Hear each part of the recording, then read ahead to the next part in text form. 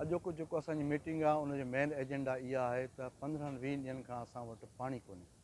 पाणी जी बंदिश जी ख़बर पई त ॿिनि कोऑपरेटिव जे स्टाफ जी पंहिंजी वेड़ जे करे वापडा जो बिलिंग न थी सघियो आहे, इन करे उन्हनि बंदि करे छॾी आहे, लाइट कटे छॾी आहे। माना हालति इहा आहे त कोऑपरेटिव आया आहिनि इलेक्शन करणु, ऐं उहो जेको हाणे पाणी बंदि करे वेठा आहिनि।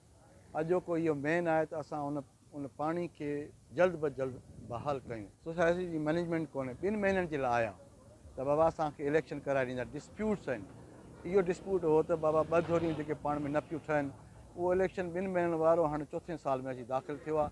इलेक्शन कोन थी थिए, आख़िरी ॾींहंनि में इलेक्शन जो जेको थिए थो त आख़िरी ॾींहंनि में वरी नोटिफाई अची थो वञे त इहा इलेक्शन नथी थी सघे कंहिंजे रीजन जे करे, वरी 2 महीना ॾियनि था। अहिड़े 2 महीना करे करे हीअं 3-4 साल थी वियो आहे। त असां फौरी तौर ते इहो चऊं था त इलेक्शन थिए ऐं सोसाइटी जी पंहिंजी मेंबरनि जी मैनेजिंग कमेटी अचे जेको इन बिज़नेस खे हलाए सघे। कोऑपरेटिव सिर्फ़ु ओनली सिग्नेचर अथॉरिटी आहे। जीअं पार्लियामेंट जो वज़ीर आज़म जॾहिं कॾहिं मोकिलींदो आहे सदर खे आइन जी सूरत में, त उहो छा थींदो आहे, उहो सदर सही कंदो आहे। ईअं ई कोऑपरेटिव हिकिड़ो सिग्नेचर होल्डर आहे, उहो सिर्फ़ु इलेक्शन ताईं महदूदु आहे। उन्हनि खे बिज़नेस न करिणो आहे। हा, अचनि इलेक्शन करनि, उनजो कमु इहो आहे।